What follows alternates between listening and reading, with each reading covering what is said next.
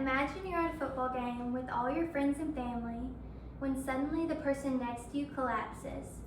They're not breathing and everyone around you is frozen because they don't know what to do. Now imagine this person is your mom, your dad, your sibling, your best friend, or even just a complete stranger. Would you know how to help?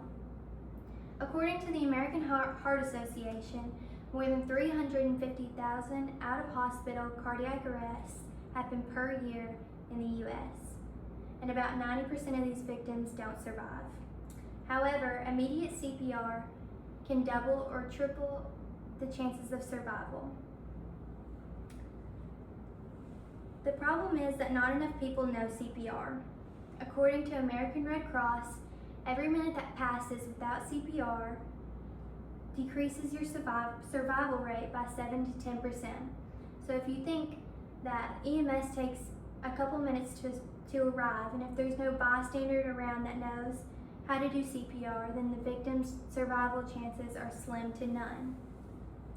Unfortunately, some people don't jump in to do CPR because they're scared of doing something wrong, or they've just never taken a CPR class. Also, CPR isn't something that's affordable for every family. Some schools offer it, but most don't. So outside of school, a CPR class can range from $50 to $100, which just isn't affordable for all families. The bottom line is that cardiac emergencies don't just happen in hospitals. They can happen at grocery stores, they can happen at work, they can happen at church, or they can happen in your home. In fact, most cardiac arrests do occur in homes, which means that the person needing CPR can be somebody that you're close to. The solution is simple.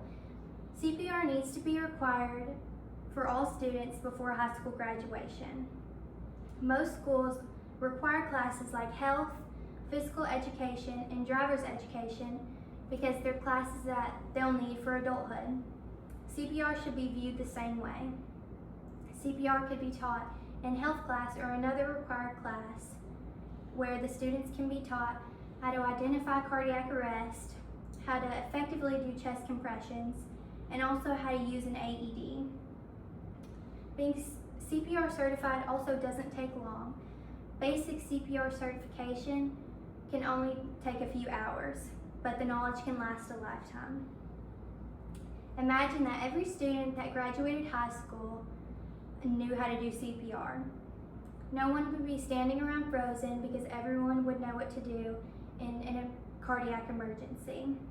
Also, communities would feel safer because parents would have peace of mind knowing that their child is safe and also that their child has life-saving skills that can be used on grandparents, friends, siblings, or even themselves.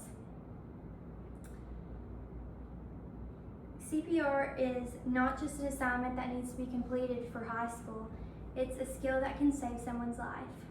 So today I've told you why not enough people know how to do CPR, why CPR should be required before high school graduation, and also how this small change can save countless lives. As a parent and a student or a community member, I think we should all support the fact that CPR should be required before high school graduation. You never know when you or somebody you know might need help. Thank you so much for listening to my speech, and I can't wait to see you for the next one next week.